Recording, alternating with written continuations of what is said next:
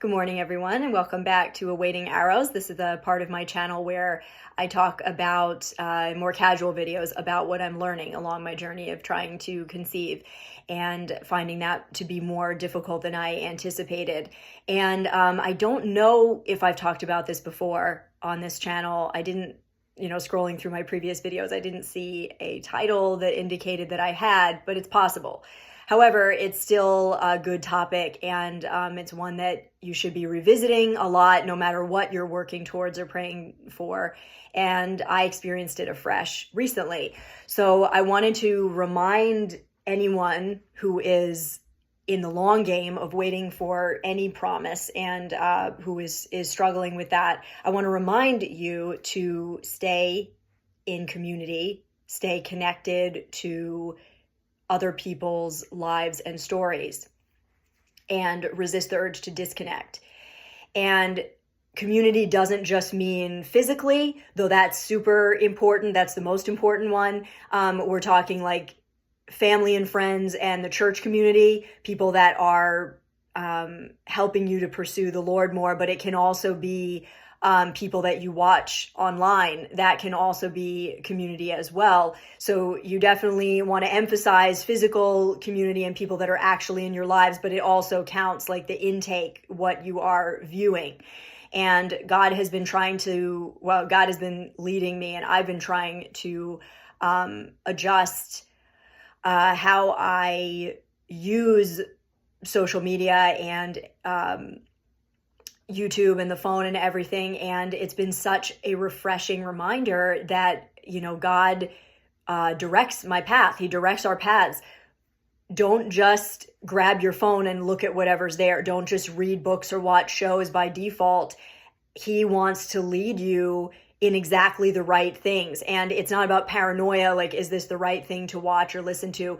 But everything that you're taking in, everyone that you're talking to, God wants to speak to you through all of that. He doesn't want you to just fill your mind with endless information that's not doing anything. He wants to have a say in that. And so recently, he encouraged me. I saw yet another pregnancy announcement from a YouTuber that I follow. She's a cook. And she's a lot more than that, but that's why I follow her. And I was, my initial response is it's literally everybody but me. And so I am very, very, both in my immediate circle and outside it. And so my initial response was deflated. But then I noticed that she didn't just post a pregnancy announcement, but a video. And God prompted me to watch it. And it was painful. It was like a 15-minute video, but I had to take the build up to their announcement. And I had to take a break about like 5 minutes in because it was so beautiful, but it was so painful because it uncovered, everything that I'm waiting on. And the hard part is that there's, one of my favorite authors says there's a very, Jenny Lusko says there's a very disorienting nature to suffering, or maybe your husband said that. But yeah, the struggle for me at this point is that I don't know how long it's going to be. And I have received words that kind of hint at where it might be, but I still don't know for sure because I'm not there yet. And it's very easy to get discouraged, not because I don't believe that God will come through, but because I really don't know how much longer I have to wait. And it's really difficult to process that. But I was so happy that I watched that video, and, I watched it a couple times, and not only was it just an announcement video, but it was also revealing some of the struggles that they had, and just seeing just all the different elements, the beauty, the joy, the struggle, the let's push through this, the teamwork between her and her husband, the how she broke down crying when she finally had a positive pregnancy test, how she told him and their family, and the first ultrasound, and them deciding not to find out the gender until later, and just all those aspects. You would think that it would be really hard to watch that. And I'm not suggesting that you live vicariously through other people and just gorge yourself on everybody else's lives. But don't hide away. At least be open to the Lord speaking to you and using you and leading you. He wants to give you things and let you give things to others in the midst of community and in the midst of being willing to receive hope from others' stories.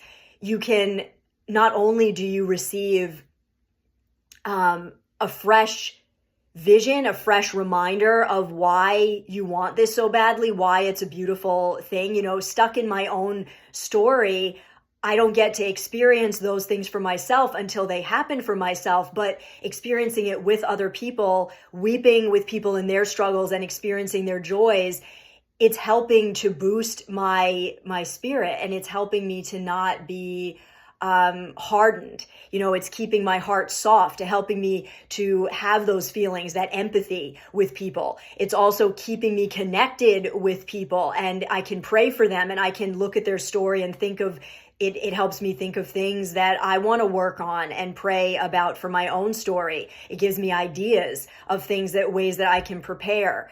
It reminds me that the whole process is beautiful and that you don't know what people are going through behind the scenes. It keeps me connected to God because He led me to watch that video. He knew that I needed it, even though I wouldn't have said that I need it. And so that's all I'm encouraging you today is, I'm not saying like it has to look like this or whatever. It doesn't mean going to every event. It doesn't mean gorging YouTube videos. It doesn't mean like torturing yourself on social media. It just means stay open to God ministering to you through others' stories and lives and ministering through you to others, because it is so encouraging to realize that you, even in the midst of your pain, you have something to give away to others. Staying connected in community and just being willing to let God show you what that looks like, even in this season of struggle and waiting for you, is so powerful.